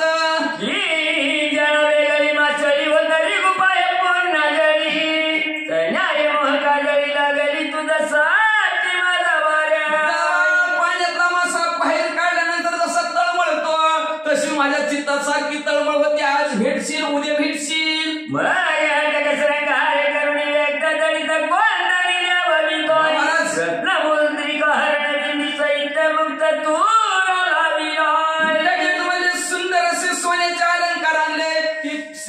सगळा बाजूला काढला. सुंदर अलंकार म्हणजे असं रंगात घातले गेले. अतिशय शोभून गोरक्षनाथ सुंदर फेटा सुद्धा घातला. भरजरीच्या कनकवर्णी परिधानी चिरभूषणी मस्तकी मंदिर नवरत्नी शिरपेच्या वारी जाळी आलो. जरी सोन्यासारखी पिवळी धमक असणारी कपडे घातली. फेटा बंधन फेटेवर तुरा सुद्धा लावला. हस्ताग्री बाहुवट हेमपंदनी नकलकाट सर्व भूषणी त्याच्यावट श्रृंगारीला नाचतो. बाहुच्या ठिकाणची कंकण घातली म्हणजे सर्वी श्रेणीची. गळ्यामध्ये असणाऱ्या सुंदर असणाऱ्या सोन्याच्या माळा घातल्या गेल्या. अतिशय शुभ नाथ महाराज दिसू लागले. हस्तधरणी किलोत्तरा येती झाली सभा मंडळ. सीताची मती इंद्रिय गिरी डोळा पुरुष व्यक्त कामिनी. मग हाताला धरलं मैनाकिनीनं. गोरक्षनाथाला सभेमध्ये आणलं. मच्छिंद्रनाथाने बघितलं स्त्रीच्या वेशात असलेला पुरुष बघितला बरोबर. मनात म्हणे माझी इंद्रनाथ पुरुष काही चाला येत निकट याचा किलोत्तरा हस्ते खुनावी कोरतो. मनात म्हणायला लागला भर सभेत पुरुष कस काय आला. आणि किलोत्तराला विचारलं कोण आहे. ये विकारे हस्त कुणे संकेती पावणी माझे महाराक्षती. तुमचा उद्देश धरणी चित्ती भेटी लागी पातळा. मुलीने सांगितलं बरोबर. तुम्हाला भेटायसाठीच गोरक्षनाथ आले. बरी आलो देवा दैवादित्य भेटला तू माझा प्राण सुताई. सकळ राज्याचा धैर्यवंत बाळवर हा माझा. सूर्याचं उगवला उजळलं माझं भाग्य आता. अवघी चिंता वारली. बरं झालं का संपली चिंता. माझा मोठा मुलगा गोरक्षनाथ आला. बरं झालं का आला वाचा. आता सकाळ कांचनी पिठोनी गेली अंधकरणी सकळ वैभव राजमांडरी संग पिल बाळ. आता माझी काळजीच मिटली. आम्ही संपल्यावर आमच्या चाव्या कोणाकडे द्यावी. आता चावीची काळजी मिटली. राज्यकारभार चालू आहे. बरं झाला गोरक्षनाथ माझा आला. आणि पाठिंबा गरीबांत सहोदर वडील गोरक्षणाताई. धाकुटा मीन तुमचा चुत संग पिल तयासी. असणारा तुमचा लहान मुलगा म्हणलं मी नाथ. त्याचं सुद्धा संगोपन पालन पोषण व्यवस्थित गोरक्षनाथ करतील. बरं झाला आला. म्हणून समूळ माझी कांचनी पिठोनी गेली दुर्यावनी. प्रकाळी चक्रपाणी प्रवेष्टीला आपणासी. म्हातारपणी भगवंताने आपल्यावर कृपा केली. आणि गोरक्षनाथ रूपी मुलगा आपल्याला म्हातारपणी भेटून दिला. म्हणून आता माझी म्हातारपणाची काळजी संपली. ऐसे बोलता मैना किनी गोरक्ष हास्य करी म्हणी. चिठी म्हणे बऱ्याची तरणी अंधाराची भूषित असे आहे. असं महिना की बड्या गोरक्षनाथाला हसू आलं. आणि हसून काय म्हणतात मनातले मनात बोलायचं म्हणजे सूर्याला अंधारात घुसवायला लागली. शुद्ध वैष्णव मग सयासी वैभवाई. विधवे लागे कुंकुम ठेव कटाटो. शुद्ध वैष्णव.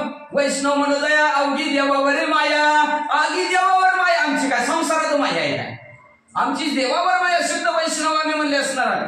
आणि आम्हाला कशाला वैभव कशाला धन संपत्ती म्हणले असणार. कुंकुमाचा ठाव विधवेला कशासाठी कशा प्रकारे की पैसा लागी कनक श्रंगार की तक्री तुष्टती देवावरई. तैशा विरक्त थोर राज वैभव कसया.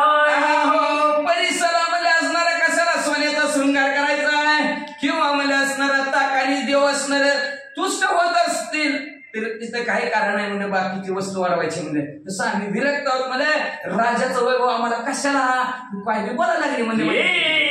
ग्राम गौतमीची काय सदुंड काढून अंजुळी. ते पयोक्ती सपादनी चुरस तुष्टची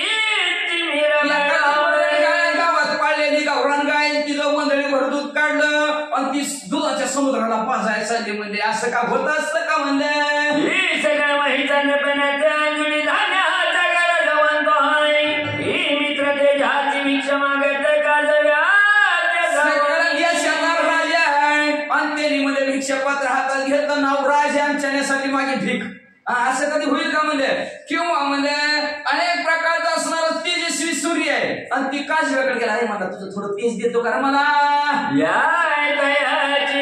माझी वैभव कायचे पद थोर राहणी वाणी. येरी जनपदाचे आपला भावनी संग संग जाऊनी. आम्हाला कशाला बरं इथं धन संपत्ती वैभव काय आम्हाला त्याची गरज आहे, कशाला ही राजाचं पदन काय म्हणजे असणार, संसाराला की दुःख आलं, दुःख कशाला पण हे ती कुठाना बारा भानगडी करत बसायचे म्हणजे मग म्हणजे उभचित असला भाव तिच्या मनात आला म्हणजे कशाला नाही ती कुठाना बोलायला लागली म्हणजे आम्ही निसंग आहोत आणि निसंग असणाऱ्याला संघ कशाला करायला लावायला लागली. श्री गुरु मर्जी आली करतला हात मारूला वैभवासी. गोरक्षनाथ बी म्हणू लागले मनातल्या मनात म्हणजे जाऊ दे आपलं काम भागवस तर तुमचीच पाठमोह म्हणायची आहे का नाही, म्हणतात नाही तुमचीच पाठमोह म्हणायची. आणि एकदा काम आलं, काम झालं आपलं, काय काम आहे आपलं गुरुवारी आपल्या हातात आलं की तिच्या वैभवाला लात मारू आणि निघू. जगल्पनी मनी केरी कळेवाची इंद्रमणी किला तळेचे चमदाय कोणी असं ना हो उठिला. अशी कल्पना मनात गोरक्षनाथाने ऐकली. मच्छिंद्रनाथाने केलं तरी चवल नाही केलं. मच्छिंद्रनाथ सिंहासनावर उठले. प्रेमाला कोणी पोटी गोरक्ष गळा घातली मिठी करी कळून हृदय पोटी प्रेमे सर्ग प्रेम उत्पन्न झालं. बरं मच्छिंद्रनाथाच्या खाली उतरले सिंहासनावर घट्ट साली गोरक्षनाथाला दिलं काय म्हणत्या गलिंगेचे पाचार होण मोहम्मद दिले वसण गौरव त्याच्या मनात स्वस्ताते काय पाहिजे तुम्हाला म्हणजे काय पाहिजे ती घ्या. किती बी धन दौलत भरपूर दिलं तिला आणि तिला म्हणजे जाऊ आता तुम्ही तुमचं काम संपलं. मन पाहत शैल्या सहित मच्छिंद्रनाथ निकट बाई सवडीवर छात्या योगक्षम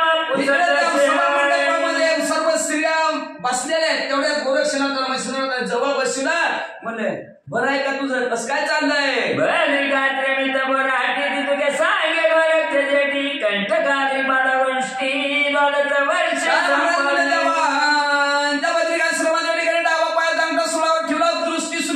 मुखाने शिरंजय राजे जराम 12 वर्षे तप केलं महाराज. उभई तप झाली पूर्ण माव करी उमार महान सगळं देवा बोलावणा तिथ्याही पूर्ण झालं तपाच असणार मावलं करायचं असतं. उद्यापन त्याला म्हणतात. ते उद्यापन स्वतः महादेवजीने केलं. 33 कोटी देव बोलले त्यांचा आशीर्वाद दिला आणि सगळ्याचा सन्मान महादेवजीने केला. हाती परितम वियोग साहिना पोटीच्या रक्षण होऊन कष्टी शोक करून अवस्था माझी झाली. तप झाल्यानंतर तुमचं वियोग झाला तुम्ही कुठे गेला ते दुःख आज भेटचाल का उद्या भेटचाल म्हणून हिंडत होतो. पदाचे होतात मरण तिच्या ठर जाय भेटतो दिशा दिसत पायाचं स्मरण झाल्याबरोबर पोटाचा स्फोट होतो की काय एवढंच नाही हृदय फुटतं की काय असं वाटायचं. एकटाच रानात रडत बसायचो.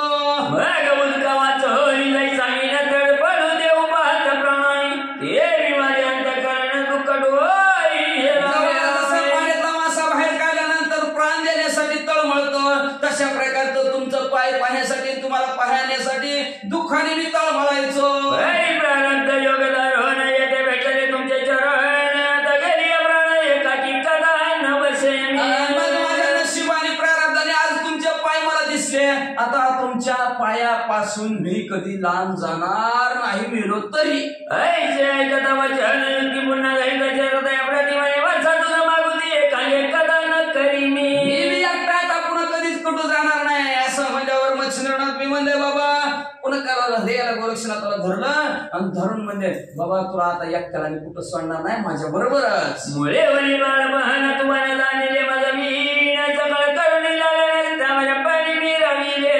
पहिल्यापासूनच म्हणलं बाळ पण मग तुझं माझ्या बरोबरच गेले पण उग तपासाठी तुला मध्यंतरी सोडलं होतं नाहीतर तू माझ्या बरोबरच आहेस. जरा वेगळी जन्मा सोहळी विभक्त न होय कवणी काढी ते मी मामाची तयारी तर तपोमळी विभक्त झाला जसं पाण्यातला मासा म्हणजे असणारा कधी पाण्याचे वेगळं होतच नाही तसं तू माझ्या चित्तात वेगळा झालाच नव्हता र. फुग तिकडे 12 वर्ष तपाला होता पण सारखं माझ्या चित्तात गोरक्षण गोरक्षण माझा गोविले आहे गौरविले परिसदा फोले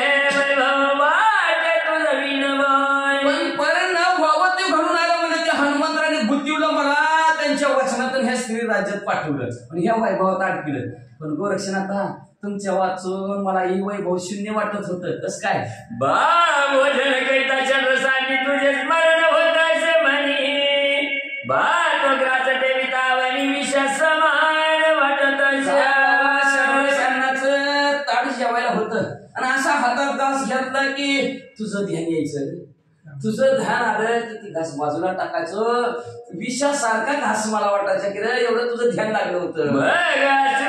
पूर्ण भरती नयन तुझ्या जवळ लागे माझा प्रणय. बघ मूर्तिमंत तुझ्या तरी येऊन उभं राहायची माझी आई. मग म्हणले माझं डोळं पाण्याने पूर्ण भरायची आणि माझा प्राण तुझ्या जवळच जायचा रे. मग तू म्हणजे माझ्या पोटाच्या ठिकाणी जठराग्नीच्या ठिकाणी साक्षात उभा राहायचा आणि मग मी गाता गाता गिळायचो. ताप उपजे मन हा काशी टाकोनी म्हणा ते आलो मी फिरत फिरत ह्याची चिंतन निशिदिनी. मग मनाच्या ठिकाणी सारखा संताप व्हायचा मला. एकट्याच बाळाला तिकडं त्या वनाच्या ठिकाणी ठेवून आलो आणि सारखं रात्रंदिवस गोरक्षणात तुझं चिंतन चालू होतं रे ह्या मनात. तीर्थभ्रमण परिवस दिशा बोभावे मनात दंडवत टाकून कैसा आलो मी पापी. गोरक्षणात तुमच्या वाचून तीर्थाच्या ठिकाणी गेलो तर तिथल्या तीर्थाच्या ठिकाणी गेलो दर्शन घ्यायला लागलो. तीर्थाच्या ठिकाणी स्नान करायला लागलो तरी 10 दिशेला मन माझं बाहेर काढायचं. त्याला तिकडे एकटंच टाकून एकटंच इकडं आलोय. मी माझ्यासारखा पापी कुणीच नाही असं मनाला वाटायचं.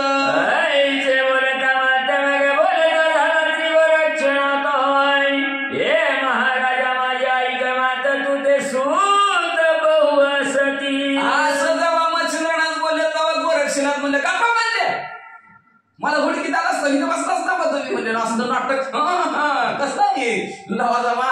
मग म्हणले माझं जर ध्यान असतं तर कसं काय आलं असतं. गप्पा म्हणले तुम्हाला लय पोर आहे ती म्हणले.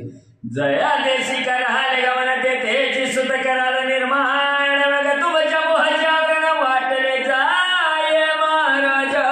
ज्या गावात जाताल तिथं पोरच तुम्हाला म्हणले. मग तुमचं असणार जी काय माया आहे प्रेम आहे वाटलं जाईल त्या पोरात थोडं ह्या पोरात थोडं जीव होतच नाही का माणसाचा. सगळीकडे धाकट थोरलं मत सगळी सारखी. एकच तो माझी आई म्हण माझे एकच ठाई मग जैशी वय गती पाही चळवी परे तुम माझ्यासाठी एकच आहे. मी तुमच्यासाठी एकच म्हणले मला म्हणले असणार. माझं मन तुमच्याच ठिकाणी आहे. जसं पाण्यातल्या मासा पाण्याला असणार निमग्न असतो किंवा पाण्या वाचून तळमळतो तसं मी तुमच्या वाचून तळमळतो. जसं पाण्या माशाला पाणी एक तसं माझ्यासाठी तुम्ही एकच. ही टाको मुदिनी असत्या पार तो मोह करील कोणावर परी कुद तो एकच मित्र सुखा पारी अनाया. त्या सूर्यासाठी कमळाची फुलं भरपूर कितीतरी कमळाची फुलं असते पण कमळाच्या फुलाला एकच सूर्य. तसं तुम्हाला भरपूर मुलं पण माझ्यासाठी तुम्हीच एक. की चंद्राच्या कोर सती बहुत परीच्या कोर एकच रोहिणी नाताय त्याची नाही जननी माते असशी एकच माते तू. त्या चंद्राला चकोर भरपूर पण चकोराला चंद्र एकच. तशा प्रकारे महाराज माझ्यासाठी आई तुम्हीच. जळात सती बहुत जलचर परी जलचरात एकची नीर तन्याय मज माहेर एकची मच्छिंद्र आराधीला. पाण्यामध्ये भरपूर प्राणी असतात. मगर असतात मासे असतात खेकडं असतात कासव असतात सगळ्या प्राणी असतात पाण्यात पण सगळ्या प्राण्यांना पाणी एकच. तसं माझं माहेर एकच ती म्हणजे मच्छिंद्रनाथ. राज्य पुरुषांना युवती परी युवतीशी एकची पती तन्याय कृपा मोती माझे जीवन तू असशी. एखादा स्त्रीला की पुरुष असला तर त्याला स्त्री अनेक पण त्या स्त्रीला पती एकच. त्याने माझी कृपा मूर्ती आई वडील फक्त मच्छिंद्रनाथच. घराशिया पाराती चातक परी चातकाशी घन तो एक देवी तू माझे जननी जनक एकची असशी महाराजा. ढगाला मध्ये चातक पक्षी भरपूर पण चातकाला एकच ढग. तशा प्रकारे माझं आईन वडील फक्त मच्छिंद्रनाथ. आईचे म्हणून गोरक्षण हात नेत्री आणि पासरूपात ते पाहुणे अंतरिक्ष सुत प्रेम हृदय कवळलो. अशा प्रकारचे गोरक्षणात बोलता बोलता डोळ्यातनं पाण्याच्या धारा लागलेल्या आहेत. गोरक्षणात मच्छिंद्रनाथाने पाहिलं त्यांच्या अंतःकरणाच्या ठिकाणी कावळा निर्माण झाला. काय म्हणे तांदुल्या सत्य वचन तुझं कोणी नसे मज विनायचे म्हणून मुख चुंबन कुरवाड.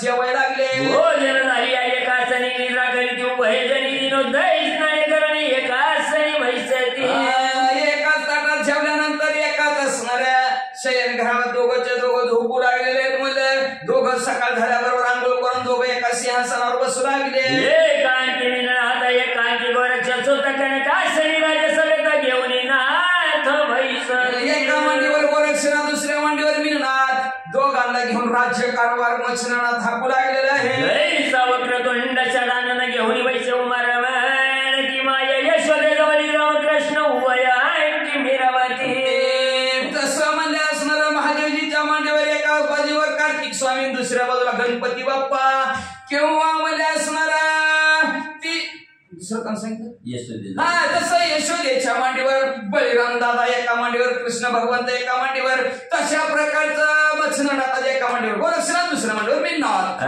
स्वतः एकत पुढे सुटे झाले संपन्न ते पुढील अध्याय निर्माण होईल श्रोती श्रवणाची असं आता मला असणाऱ्या सुखाने आनंदाने असणारा राज्यकारभार चालत आता पुढे काय होईल ते पुढच्या अध्यायात ऐका मचिंद्र उभयांकी घेऊन सुत सुताची बेडील बाकी शैल निवेदनी सुखासनी आटकी नित्य मिरावे मचिंद्र तो मच्छिंद्रनाथाच्या दोन्ही मांडीवर बसलेली पोर आहेत आणि असणारे आता मुलाही ती दोघांच्या दोघं त्यांची असणारे बाकी मुलांचं बाकी त्यांच्या ऋणातनं मुक्त व्हावं लागतं मुक्त झालेले आहेत कशा प्रकारचं मुक्त मच्छिंद्रनाथ होतील ते पुढे त्याच्या ठिकाणी ऐका अशी विनंती ग्रंथ करते श्रोते मंडळीला करतात नरहरी वंशी धोंडी सुताय नरहरी मालू नाम जात्याय तो गुरु कृपेला साळकते निवेदील श्रोतीया नरहरी वंशातील धोंडीचा मुलगा